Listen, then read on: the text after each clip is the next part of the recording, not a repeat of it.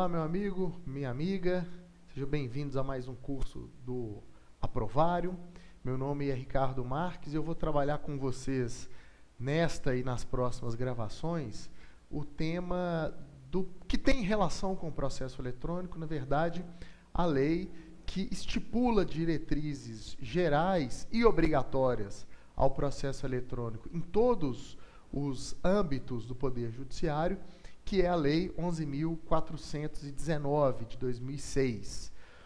Muito bem, a nossa estratégia de abordagem aqui nessas aulas teóricas, porque vocês também terão comigo aulas de exercício, aulas de solução de questões que já foram cobradas em outros concursos em cima desse assunto. A nossa abordagem teórica, nessas aulas teóricas, vai ser pegar a Lei 11.419 e percorrer artigo por artigo dela. Nesse sentido, eu vou projetar na tela para vocês a redação mais atualizada da norma, né? Eu a tenho aqui na minha tela de computador e essa tela vai ser capturada pela nossa equipe de produção e vai ser exibida para você aí na tela do seu computador. E a gente vai, então, juntos, ler a redação do artigo e, em seguida, eu chamo a atenção de alguns pontos que merecem um olho mais atento de você.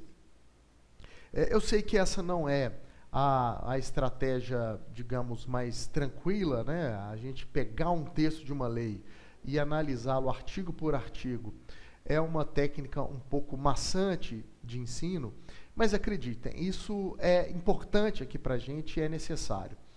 Por uma razão muito simples.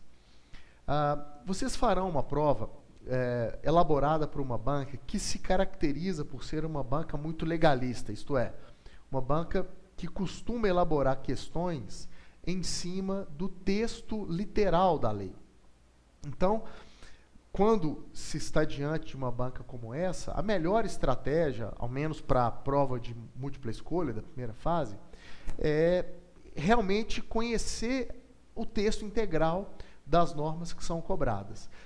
Como eu disse, não é lá um método dos mais agradáveis de estudo, não é muito tranquilo, é algo um pouco árido, mas é a melhor maneira de se preparar para provas muito legalistas. Acreditem, é uma técnica mais do que testada e aprovada e que gera bons resultados. O estudo ele é um pouco mais arrastado, digamos assim, mas ele gera resultados muito bons. Porque na hora que a questão te apresenta as alternativas, todas elas ligadas e atreladas ao texto literal da lei, você que leu a lei inteira, analisou artigo por artigo, você, ao examinar as alternativas do próprio enunciado, já vem aquela lembrança de, eu lembro que na lei estava grafada dessa forma e o índice de acerto costuma ser muito grande. Além disso, independentemente do estilo da banca, este assunto, né, que são as diretrizes gerais do processo eletrônico, mesmo em outras bancas, é sempre abordado de forma muito próxima ou de forma muito legalista, com as questões muito próximas ao texto literal da lei. Então, a escolha por esse método é uma escolha deliberada, torna nossas aulas um pouco mais cansativas, mas muito mais produtivas. Acreditem em mim. Então, vamos lá. Nesse sentido, eu vou pedir para o José já projetar aí na tela para vocês aqui, a tela do meu computador. A gente já começa a nossa abordagem já pelo preâmbulo da norma, né?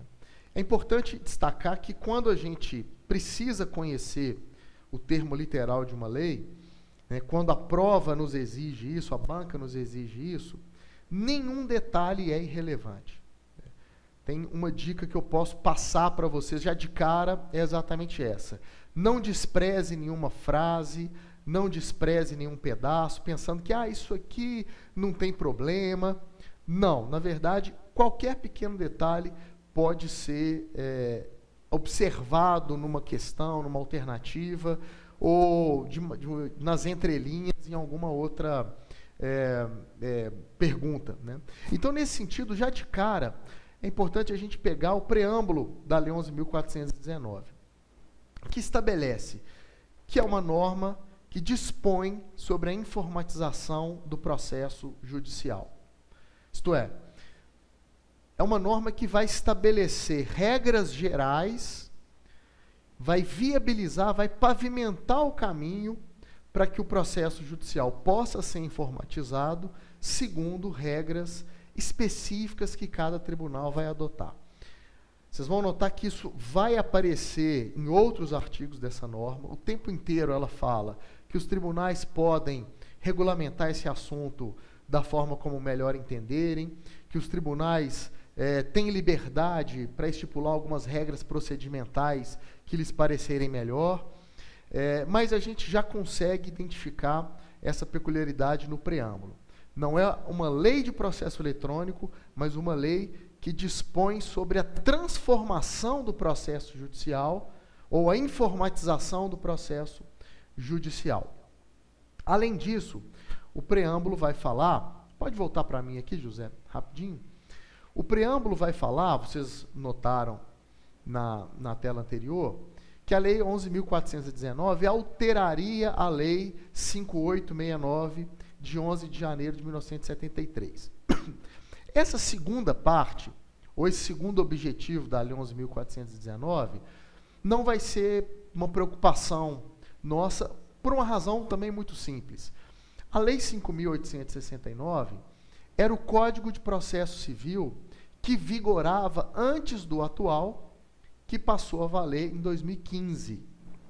Nós estamos hoje sob a vigência de um novo Código de Processo Civil, que revogou quase que integralmente a Lei 5.869, e esse novo Código de Processo Civil ele já trouxe no seu texto as diretrizes que a Lei 11.419 precisou inserir no Código de Processo Civil anterior.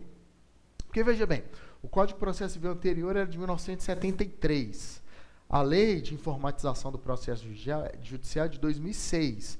Então, quer dizer, muitos anos depois do Código de Processo Civil anterior entrar em vigor, veio essa Lei de Informatização do Processo Judicial, trazendo algumas inovações, trazendo algumas regras para pavimentar, para viabilizar que o processo judicial pudesse ser totalmente informatizado. Então, essa lei precisou fazer algumas adaptações no Código de Processo Civil que vigorava naquela época. Alguns atos processuais precisavam ser adaptados, algumas regras precisavam ser também revistas. Então, a Lei 11.419 estipulava as diretrizes gerais e modificava o Código de Processo Civil em alguns aspectos. Esse código foi revogado quase que integralmente, entrou em vigor em 2015 o novo código, já posteriormente a esse procedimento, né, essa onda de informatização do processo judicial, e o nosso novo Código de Processo Civil, então, ele já absorveu essas diretrizes.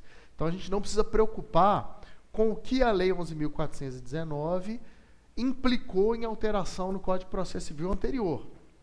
Vocês vão notar que, lá no final da lei, quando ela vai se ocupar dessas inserções ao Código de Processo Civil, eu vou passar direto, por esse motivo que eu estou mencionando. Muito bem.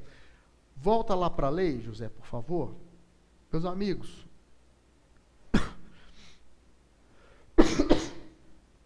Então vejam logo no capítulo 1º, informatização do processo judicial.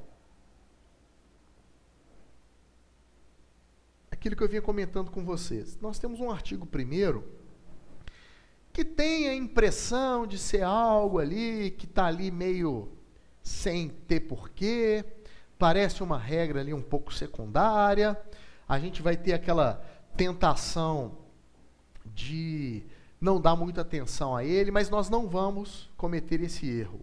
Já disse a vocês, vou repetir, nenhuma frase, nenhum detalhe, nenhum artigo é dispensável quando estamos diante de um assunto que é cobrado de forma muito legalista.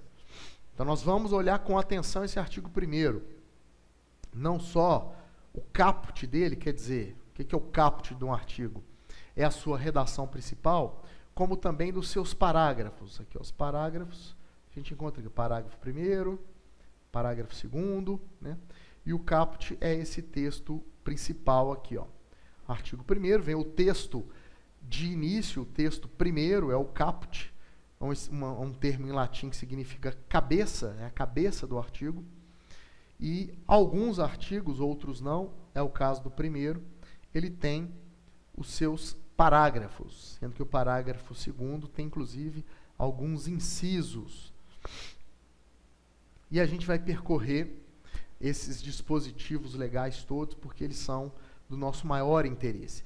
E o parágrafo 1º vai dizer que o uso de meio eletrônico na tramitação de processos judiciais, comunicação de atos e transmissão de peças processuais será admitido nos termos dessa lei. Volta para mim aqui um pouco, José. Vejam bem, meus amigos, o que esse caput do artigo 1º está dizendo é, antes de mais nada, que a Lei 11.411 é a base da utilização do meio eletrônico para tramitação de processos judiciais. É o que quer dizer o artigo 1º ao dizer que o uso de meios eletrônicos, etc., será admitido nos termos dessa lei. É um recado para todos os tribunais.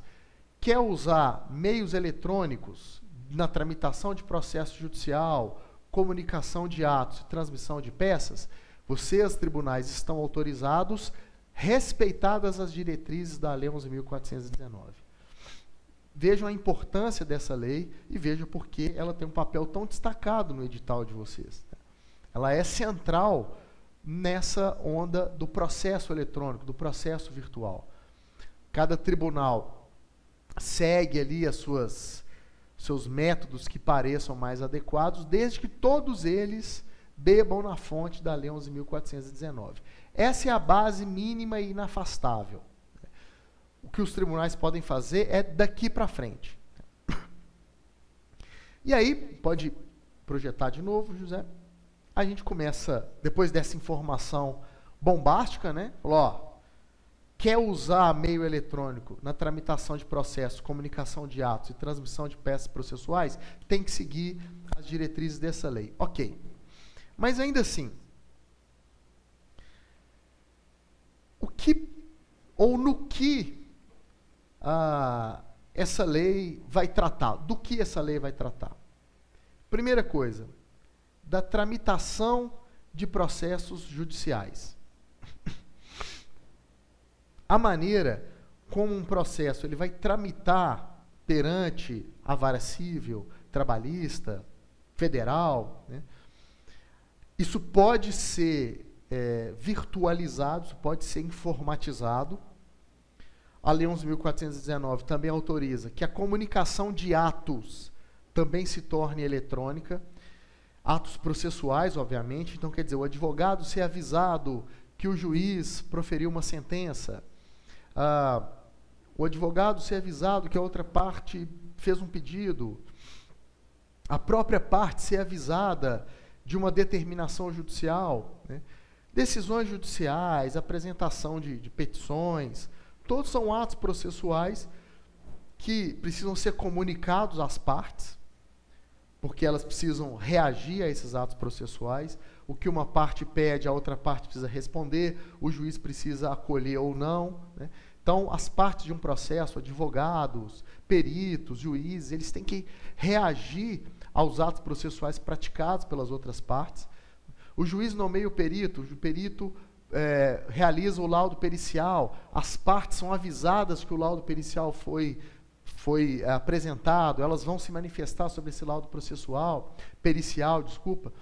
Então, essa comunicação dos atos, que é algo fundamental dentro de um processo, também pode ser feito de forma eletrônica, desde que obedeça à Lei 11.419, e também a transmissão de peças processuais.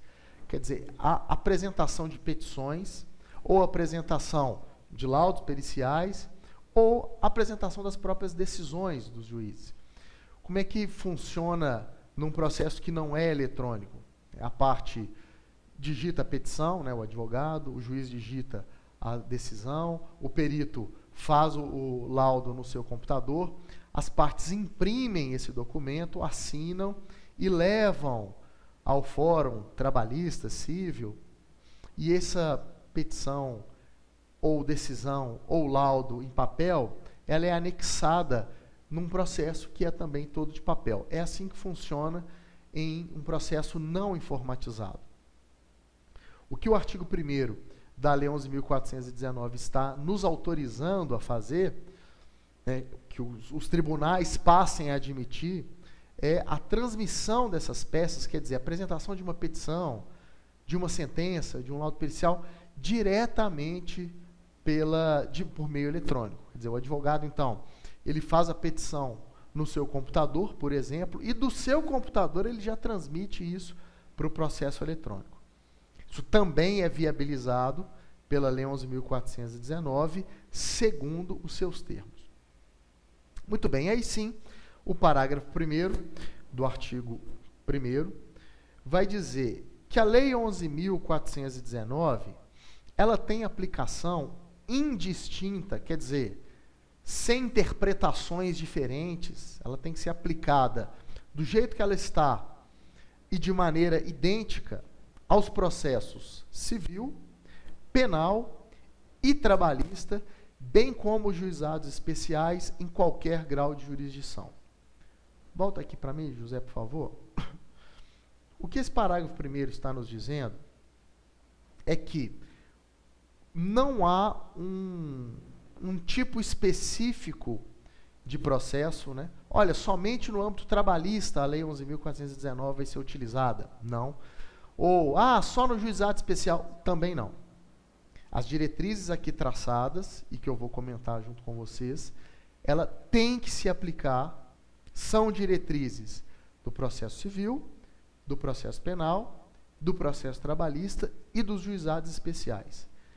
Esses 4 contextos, se quiserem usar, estabelecer um processo eletrônico, um processo virtual em seus âmbitos, devem seguir as linhas gerais que a gente está comentando nessa norma. Projeta aí de novo, José, por favor, porque a gente está partindo para o parágrafo 2º do artigo 1º, que traz um pequeno glossário, né? Para o disposto nessa lei, considera-se, aí vem o inciso 1º, inciso 2º, o inciso 3º, que são os numerais romanos que vocês estão vendo, e o inciso 3º, ele tem 2 alíneas, a linha A e a linha B. A linha é uma subdivisão de um inciso. Quando a informação do inciso precisa ser subdividida, ela é subdividida em alíneas. Isso aqui, pessoal, é outro ponto que os alunos, os estudantes, os candidatos a concurso, geralmente tendem a ignorar. Falar, vou ficar lendo conceito, não. Né? Meio eletrônico, eu sei o que é meio eletrônico. O que essa lei está me explicando o que é meio eletrônico? Eu sei. Meus amigos, a questão é a seguinte. A lei, ela não está trazendo o conceito porque ela imagina que você não sabe o significado e está querendo te informar. Não. É porque algumas expressões, elas podem ter diferentes significados em diferentes regiões do país, em diferentes áreas da ciência, por exemplo. Então, quando a lei ela traz o conceito de alguma expressão, ela quer eliminar maus entendidos. Ela fala, olha, por exemplo, o primeiro conceito que aparece é o de meio eletrônico. Fala, olha, independentemente do que você que está me lendo entender como meio eletrônico, do que a ciência da computação entender como meio eletrônico, o que a filosofia entender como meio eletrônico, eu, Lei 419, estou dizendo que, para as finalidades das regras que eu estou estabelecendo, meio eletrônico já vou aproveitar o gancho aqui e trazer o conceito. Qualquer forma de armazenamento ou tráfego de documentos e arquivos digitais. Meio eletrônico, para a Lei 11.419, e toda vez que essa expressão aparecer, significa qualquer forma de armazenamento ou tráfego de documentos e arquivos digitais. Então a pessoa pensa, ah, não, mas eu discordo, eu acho que e-mail eletrônico não é isso. Ah, eu estudei lá no meu curso de computação que e-mail eletrônico é outra coisa. É o que eu disse antes. O intuito da lei é exatamente esse, estabelecer, olha, não interessa o que você acha, o que você estudou antes, o que você viu em outro campo de ciência. Para as regras que eu, Lei 11.419, estou trazendo, meio eletrônico é isso aí. Qualquer forma de armazenamento ou tráfego de documentos e arquivos digitais. Então, toda vez que eu, Lei 11.419, me referir a meio eletrônico, é isso que eu quero dizer. Concorde o leitor ou não, concorde quem quer que seja ou não. Mas a minha regra, quando se referir a essa expressão, é a esse contexto que se está, com o qual se está trabalhando. Veja, isso pode perfeitamente cair numa questão da sua prova. Para a Lei 11.419, e-mail eletrônico é, e aí vem 4 alternativas. Somente aquilo que, letra A, né? Somente aquilo que é feito pela internet. Letra B, somente armazenamento de documentos. Letra C, somente o tráfego de documentos. Qual alternativa você precisa marcar? Aqui corresponde ao inciso 1º do parágrafo 2º do artigo 1º dessa lei, segundo o qual meio eletrônico, para a Lei 11.419, é qualquer forma de armazenamento ou tráfego de documentos e arquivos digitais. O conceito seguinte, que também pode perfeitamente cair na sua prova dessa forma como eu estou colocando, né, é o de transmissão eletrônica. Para finalidade, para a Lei 11.419, transmissão eletrônica é toda forma de comunicação à distância com a utilização de redes de comunicação, preferencialmente a rede mundial de computadores. Rede mundial de computadores é a internet. Digamos, é o nome em português para a internet. A internet não é uma expressão da língua portuguesa. E a legislação ela precisa ser redigida preferencialmente na língua portuguesa. Então, a lei não vai falar em internet, ela vai usar a expressão rede mundial de computadores, é a mesma coisa. Internet, rede mundial de computadores, sinônimos. E vejam, o inciso 2º do parágrafo 2º do artigo 1º está dizendo que transmissão eletrônica não é somente pela internet. É a forma de comunicação à distância, com a utilização de redes de comunicação, em especial a internet, mas não somente a internet. A transmissão por fax, portanto, é uma transmissão eletrônica? Sim. É uma forma de comunicação à distância que utiliza a rede de comunicação. O fax usa a rede de telefonia. Então, cuidado com isso, hein? A gente fala em processo eletrônico, Lei 11.419, a Lei de Processo Eletrônico, nos vem à mente um processo cujos atos processuais são praticados pela internet, porque é o mais comum, e é a tendência que a internet seja, se é que já não é, a principal forma de comunicação.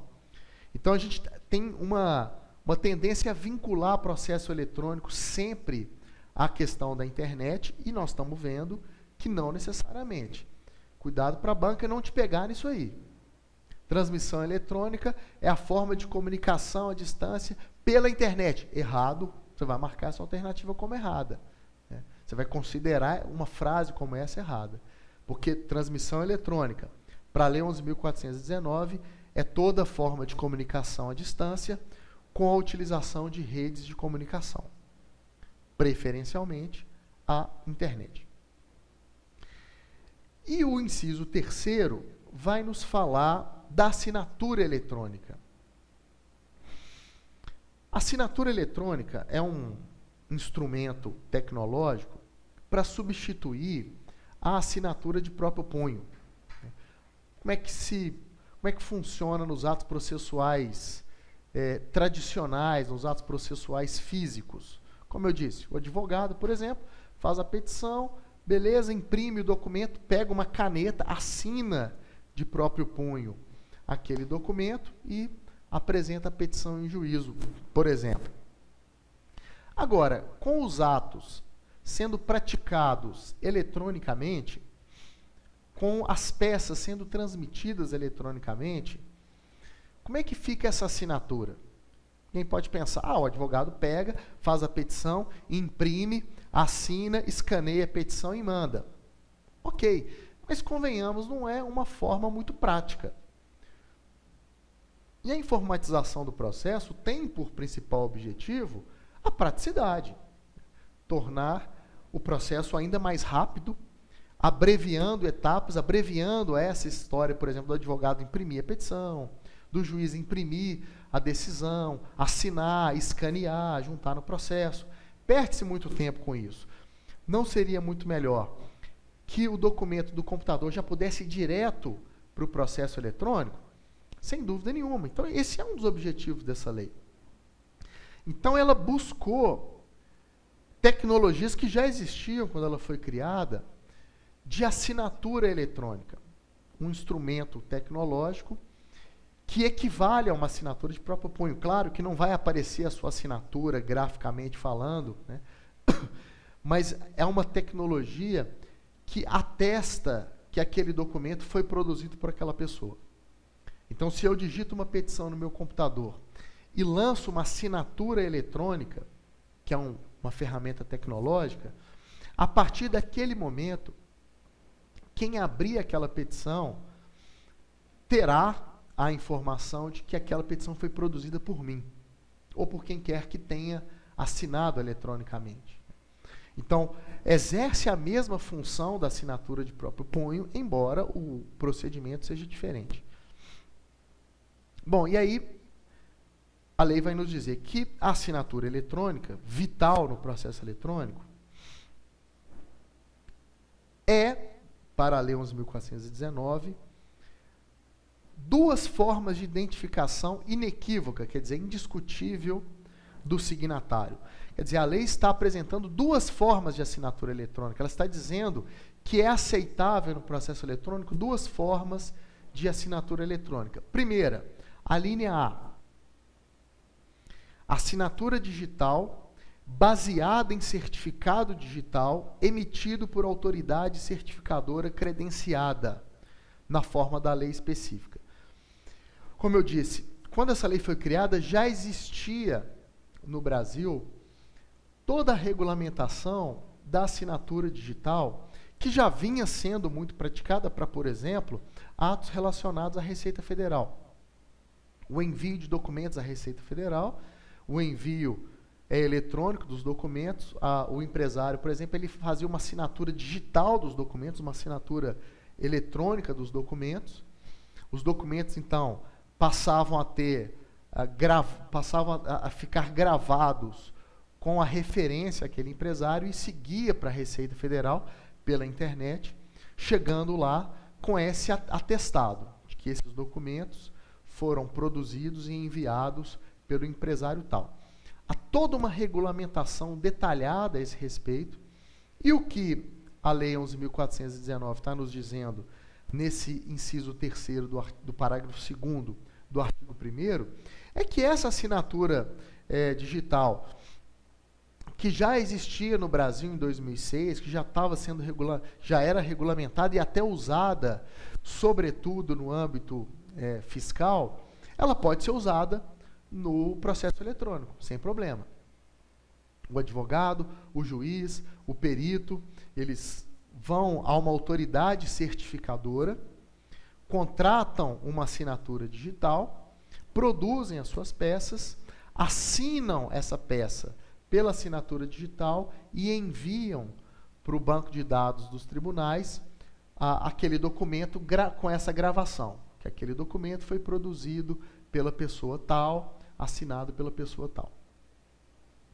Mas a Lei 11.419 abriu também a possibilidade de um outro tipo de assinatura eletrônica, que também já vinha sendo usado à época, que eram métodos usados pelos tribunais especificamente.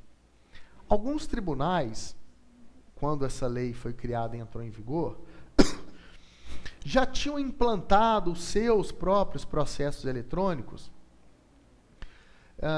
a partir de regras próprias, regulamentos próprios, e até então, né, naquela época, não tinham estabelecido a exigência de que os advogados, os juízes, que as partes contratassem a assinatura digital numa autoridade certificadora.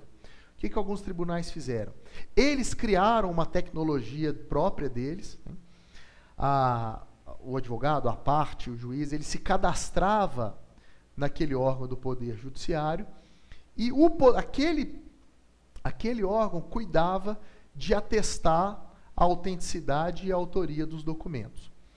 O que a lei está nos dizendo é que esses métodos próprios dos tribunais de assinatura eletrônica, a partir de cadastros que as partes faziam nos órgãos judiciários, também é admitido.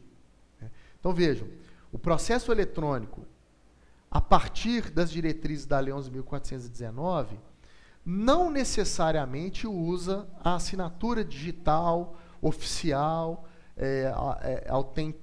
autenticada, né, por uma autoridade certificadora.